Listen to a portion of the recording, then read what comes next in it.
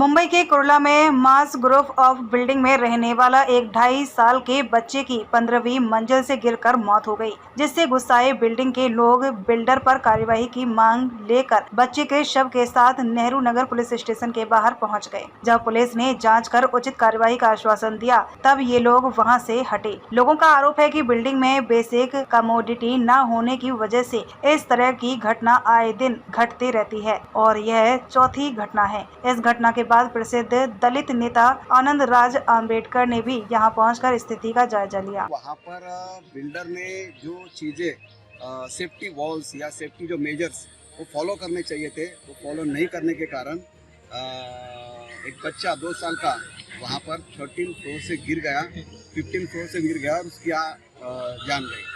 ये बहुत बड़ी दुर्घटना मानी जाती है। आप देखोगे तो एसआरए में जो बिल्डिंग बनाई जाती है, ये बिल्डिंग का आप स्वरूप देखोगे तो वहाँ पर कोई आदमी रह भी नहीं पाता है। कोई सेफ्टी वॉल्स नहीं, कोई सेफ्टी मेजर्स नहीं। भेड़ बकरी जैसा लोगों को वहाँ पर घुसा दिया जाता है। उनको वहाँ पर पुनर्वसन के नाम पे उनको वहाँ पर भेड़ बकरी जैसा वहाँ पर उनको डाल दिया जाता है। और इसी की वजह से बिल्डर की वहाँ पर जो इग्नोरेंस पार्ट है, उसके चलते वहाँ पर उस बच्चे की जान गई, मृत्यु हुआ। प्रशासन को एक्चुअली ये पता नहीं ये बातें दिखती है भी या नहीं। आप देखोगे तो 2 दिन पहले हाई कोर्ट ने इसका कॉग्निजेंस लिया हुआ है कि जो बिल्डिंग एसआरए में बनती है वो कितने भद्दे तरीके से बनती है। लोगों को किस तरीके से उनका पुनर्वसन किया जाता है, उनकी ज़मीनी हड़प की जाती है और वहाँ पर बिल्डर की बिल्डिंग बनाकर वहाँ पर आलीशान मकान बनाया जाता है। ये कौन सा पुनर्वसन है? ये परमानेंट पुनर्वसन नहीं है, ये टेम्पररी पुनर्वसन है, हम ये कहेंगे। आज जिस बच्चे की वहाँ पर जान गई है, वहाँ पर उसके संदर्भ में हम नेहरू नगर पुलिस स्टेशन में आए।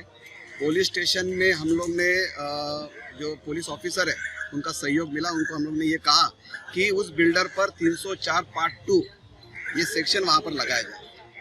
अगर हम देखते हैं तो खाली इग्नोरेंस का सेक्शन लगाकर बिल्डर वहाँ पर टेबल जामीन लेके फरार हो जाते हैं।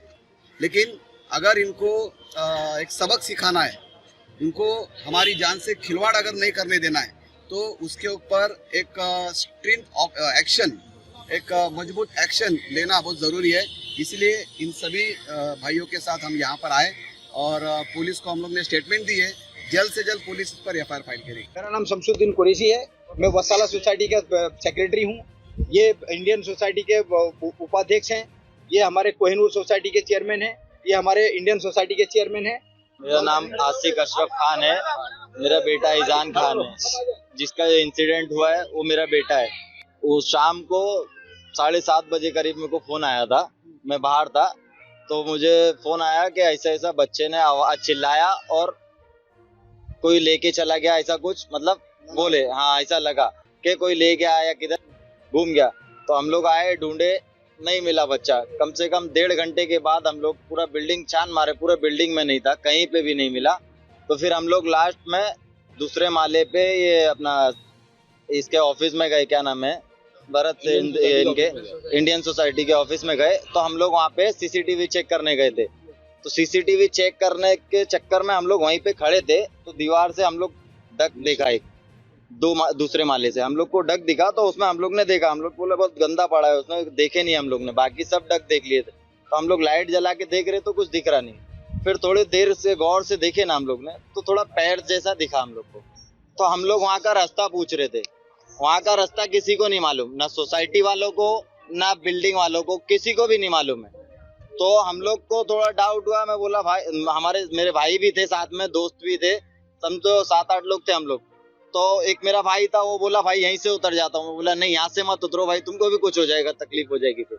तो फिर उसने ही आके नीचे ढूंढा जगह, तो वो आके देखा, बच्चा मिला मेरा।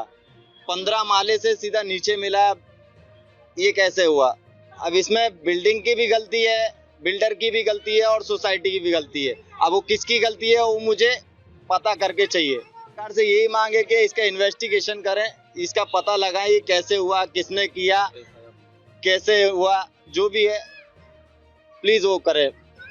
इसलिए मुझे पुलिस से भी रिक्वेस्ट है। 2 साल का बच्चा था, ईजान नाम था उसका। उधर दीवार है, दीवार के ऊपर कुछ नहीं लगा है।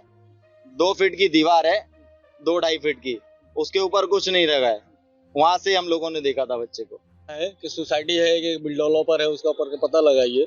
तो सोसाइटी ने अपना काम किया। पिछले भी 1 महीना पहले भी ये लेटर डाला है डेवलपर को कि भाई उसका काम करो, जो खुला है उसका काम करो। लेकिन वो डेवलपर किसी की सुनने के लिए तैयार ही नहीं है। वो अपनी मनमानी करता है, उसके जो समझ में आता है वो करता है। इससे पहले भी सोसाइटी ने बहुत सारे लेटर डाला है। ये पिछले महीने 8 तारीख को ये बाई पोस्ट भेजा है डेवलपर को। तो डेवलपर कोई सुनवाई नहीं कर रहा, उसको कुछ काम कितनी जाने है कि पता नहीं सर। ये 3-4 हादसा हो चुका है, लेकिन वो कुछ सुनता नहीं है ना। ये सारे सुनने के लिए तैयार है और ना डेवलपर सुनता है। आगे क्या करेंगे? आगे हमारी प्रशासन शासन से ये कि अतुल सावे से ये हमारा ये कहना है कि भाई इसके ऊपर कार्रवाई की जाए।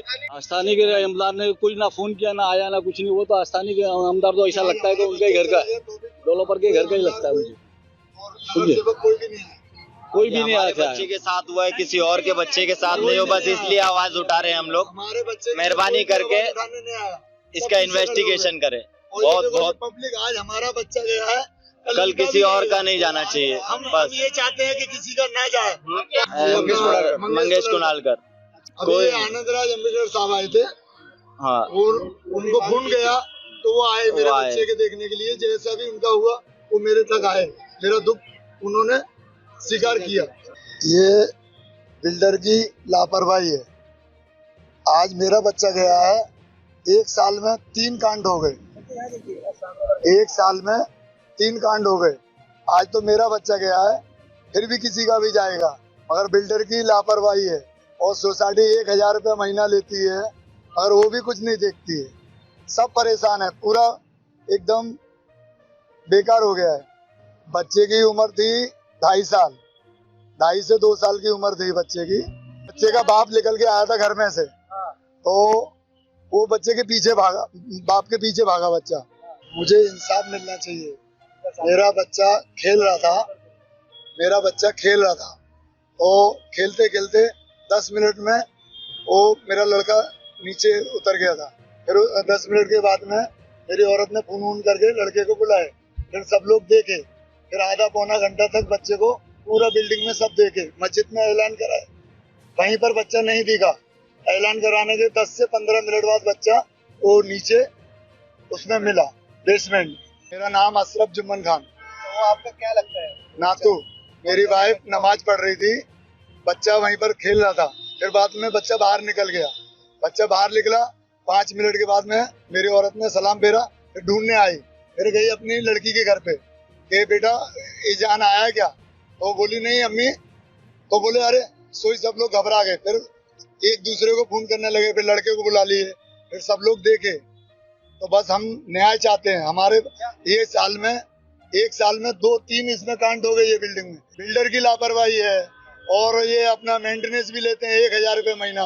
कुछ ध्यान नहीं है, कुछ भी नहीं है। इसमें सीसीटीवी लगा है? नहीं, खाली नीचे लगा है, ये लिफ्ट के पास में लगा है, कहीं पर भी नहीं है साहब। जिधर वो बच्चा गिरा उधर कुछ सेफ्टी है? 3 फुट का वो था, 3 फुट का नहीं है, 2.25 फुट। आ गया साफ भी आ गया। तो देखो ये जो झुग्गियां निकाल के ये बिल्डिंग बना रहे हैं, तो ये हाई कोर्ट ने खुद बताया कि खड़े में अभी खड़ी झुग्गियां या गवर्नमेंट तैयार कर रही है, और बिल्डर लोगों का फायदा करने के लिए ये सब हो रहा है। मगर जो ये बिल्डिंग बना रहे हैं उसमें जो बेसिक नीड्स है वो कुछ प्रॉपरली दिया नहीं जाता, उसके वजह से ये हादसे हो रहे हैं। अभी ये बिल्डिंग में 3रा हादसा हो गया है, और जिस तरीके से हादसा हुआ, छोटा बच्चा 2 साल का बच्चा हम गुजर गया है, बहुत दुख की बात है। तो सरकार ने और खास करके SRA की जो अथॉरिटी है, उन्होंने ये बिल्डिंग को ओसी देने के पहले और सेल बिल्डिंग को अलाउ करने के पहले यहाँ प्रॉपर फैसिलिटी मिलती कि नहीं है।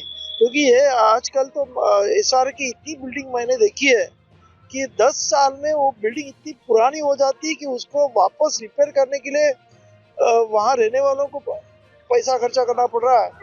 तो ये जो सरकार को ये SRA को ये जो बिल्डिंग बना रहे हैं उसके लिए एक अथॉरिटी बनानी चाहिए कि इसका कामकाज, quality of work, construction work और फिर उसमें फैसिलिटी, ये सब तय करना चाहिए और बाद में ये बिल्डिंग बनाने के लिए परमिशन देना चाहिए। नहीं तो आज ये मीन्स पहिले हमारे रस्ते पे झुग्गिया थी, अभी ये खडे पे झुग्गिया हो रही है, ऐसे हो रहा है. नाही, माझं म्हणणं आहे की या संपूर्ण एसआरएच्या चौकशीची मागणी झाली पाहिजे. कारण ज्या पद्धतीने या मुंबईमध्ये बिल्डिंग होत आहेत एसआरएच्या आणि त्याची क्वालिटी आपण जर बघितली तर या उभ्या झोपड्या बनवतात असं हायकोर्टाचं सुद्धा म्हणणं झालेलं आहे. आणि त्यामुळे ह्याच्यामध्ये कमीत कमी खर्चामध्ये बिल्डिंग बनवायच्या आणि झोपडपट्टीवाला द्यायच्या अशा पद्धतीची लापरवाही इथे दाखवली जाते. आणि त्यामुळे एसआरएच्या ऑथॉरिटीने स्वतःच एक इथे कंट्रोल पॅनल असायला पाहिजे की क्वालिटी ऑफ वर्क, कारण ह्या बिल्डिंग कमीत कमी 25-30 वर्ष टिकल्या पाहिजेत. आज 10 वर्षामध्ये या बिल्डिंग पडायला येतात, उद्या अपघात होतात, कोणाचं प्लास्टर पडतंय, कोणाचं स्लॅब पडतंय, हे अत्यंत दुर्दैवी आहे. आणि त्यामुळं हे जे काही बिल्डर्स आहेत, लँड हे माफिया आहेत, हे अशा पद्धतीने झोपड्यांचे एसआरए स्कीम बनवून त्याच्यामधून या बिल्डिंगी ताबडतोब बनवून मोठे मोठ्या मग जंगी टॉवर्स उभारले जातात आणि गरीब झोपडपट्टी वासियांना म्हणजे खऱ्या अर्थानं म्हणजे आता ह्या 15 आणि 20 माळ्याच्या बिल्डिंगी बनतात, त्यांचे लिफ्ट मेंटेनन्स होत नाहीत व पाण्याचा प्रॉब्लेम असतो. एवढे मोठे प्रॉब्लेम झाले लोकांना की आम्ही झोपडपट्टीत होतो तर बरं वाटतं अशी परिस्थिती निर्माण झालेली आहे. आणि त्यामुळे सरकारने यावरती ताबडतोबीने ऍक्शन घ्यावी अशी माझी विनंती आहे. माझी म्हणणं आहे की या संपूर्ण स्कीमची चौकशी झाली पाहिजे आणि जर याच्यामध्ये हे जे काही केलेलं आहे ते बिल्डरने खरं म्हणजे त्याच्या लापरवाही आणि त्याच्यामुळे बिल्डरवरती ताबडतोबीनं कारवाई होऊन त्याला अटक झाली पाहिजे. हे बिल्डरला सांगतायत की बिल्डिंग कम्प्लीट करा, 14 माळ्याची बिल्डिंगचं परमिशन असताना 19 माळ्याच्या बिल्डिंग बांधली आहे. खरं म्हणजे संपूर्ण एसआरएच्या ऑथॉरिटीने एक डोळे झाक चाललेली आहे. सरकारने याच्यामध्ये लक्ष देऊ नये, या संपूर्ण प्रकरणामध्ये कारवाई करावी अशी आमची मागणी आहे रिपोलिसीनंतर. याच्यामध्ये एसआरए ऑथॉरिटीवरती कारवाई झाली पाहिजे, त्याशिवाय ते बिल्डरांना अशा पद्धतीने वागू देणार नाहीत. कारण ज्या पद्धतीचं कामकाज होत आहे, निकृष्ट बिल्डिंग, त्यानंतर अत्यंत वाईट परिस्थितीमध्ये असणार त्यांच्या राहणीमान, पाण्याच्या टाक्यामध्ये असणारी घाण, पंप बिघडलेले, लिफ्ट बिघडलेल्या, पाण्याचे वांदे, हे अत्यंत दुर्दैवी आहे. लोकांना आणून इथे कोंबलं जात आहे असं सांगितलं जात आहे. कारण की जे त्यांच्या झोपड्या होत्या त्याच्यामध्ये ते बरे होते, पण आता कुठे ते उभ्या झोपड्यांमध्ये राहत आहेत अशी परिस्थिती झालेली आहे. हे खरंच दुर्दैवी आहे. सरकारने याच्यावरती मुंबईचा सिंगापूर करण्याआधी ह्या म्हणजे झोपडपट्टी वासियांच्या खऱ्या प्रश्नांवरती